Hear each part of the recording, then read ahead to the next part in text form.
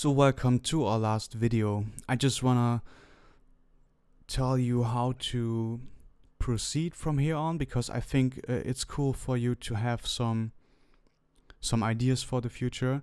So first of all, what you can do from now on to get better is reverse engineering.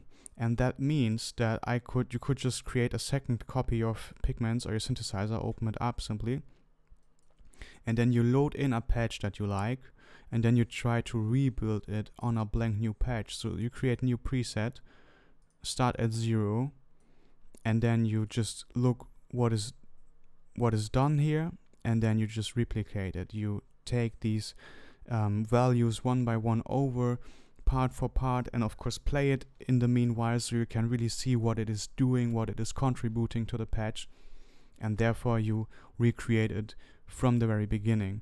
So this is really, really helpful, because rebuilding it by yourself, just following this, like this plan that someone else has created in a patch, will give you a better understanding on the different parameters, because you're building this step by step together. So if I play this now,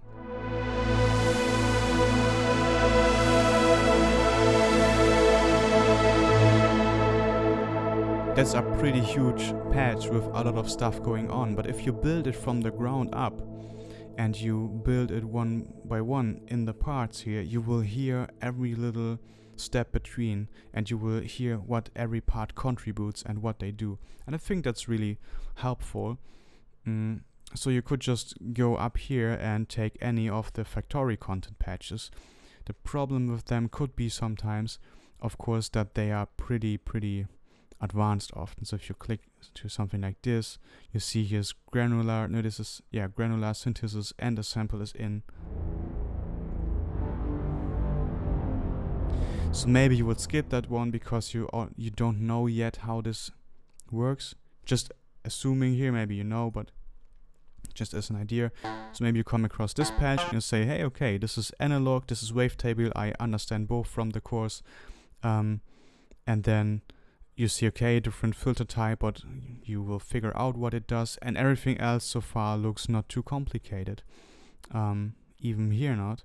And then you can just try to recreate this. I mean, this patch is now maybe not the most amazing one, but you get the idea. So if you see something that overwhelms you, you don't need to rebuild that. You can, of course, if you want to grow, if you want to get better, but for the beginning, I would say really just start with things that you feel comfortable with. So don't overwhelm yourself, because this can lead to frustration, and sound design is all about fun, right? So enjoy the process of going somewhere, and be kind to yourself and your creations. So don't be frustrated if something doesn't work out the way you want in the very first try. So the next thing is, patches don't always need to be complex, but just because you can, just because you're able to do. Sometimes simple patches are better,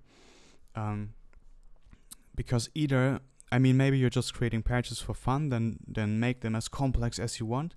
But maybe you create a patch for a specific production that you have in mind. Maybe you want to create a song and you're like, oh, this song could now need a pad like this and that. And then you create the pad specifically made for this song. And often we realize then that the things that we created don't need to be super complex, because they are just one little part of the whole thing. And it sometimes doesn't matter until a certain amount. So just keep that in mind as well when you create patches. But I think the best thing that you can do now is create your first 10 patches, your little first own sound set. Take your time for that. Do some reverse engineering with patches that you like, if you want to do that. If you don't enjoy this, by the way, if you don't enjoy reverse engineering, you don't need to do this, of course. Really go with what is fun to you. Just want to give you some ideas. And you will, over time, naturally get better just by doing this, just by repeatedly creating patches. And you can rewatch episodes, that's no problem. You could maybe take a piece of paper and write down some things for the beginning until you have it all in your head. So what is really good is if you remember the concepts rather than how a patch is set up. So let's say this patch here. Instead of remembering how all of this is set up to get the sound, remember the concepts so that you just, for instance, know, you say, I want to have this patch more metallic, more digital, more harsher, then you know that modulation will give you that.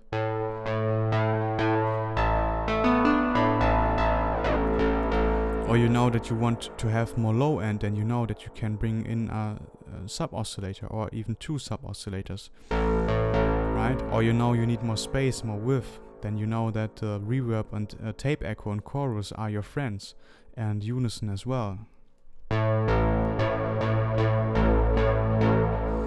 Right, so it's about the concepts.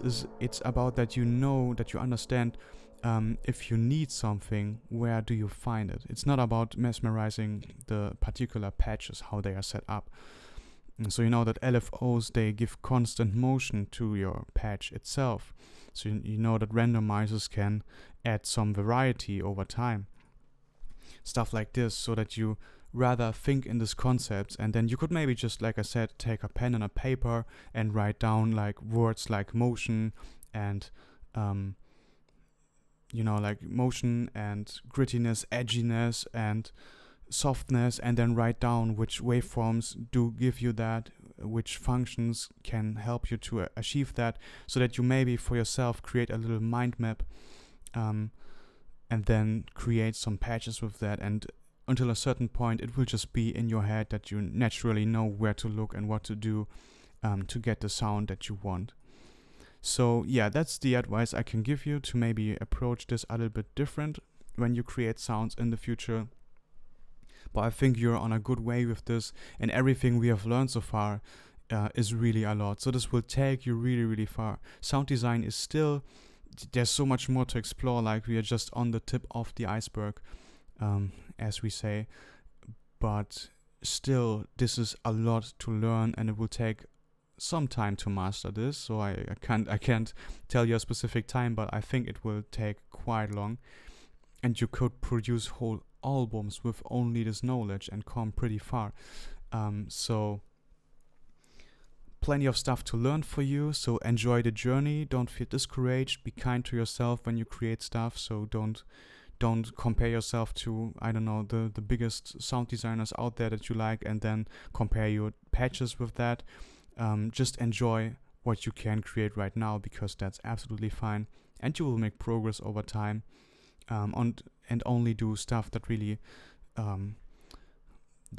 makes you feel good. So don't force yourself to techniques or learning methods that you don't enjoy just because you think that they will carry you through. Just really find your own way.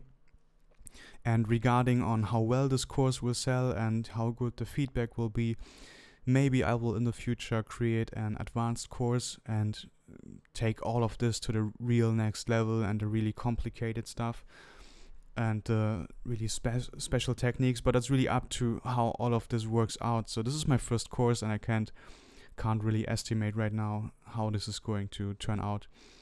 But I hope that this course alone here was a huge help for you, a good starting point. I hope you enjoyed that.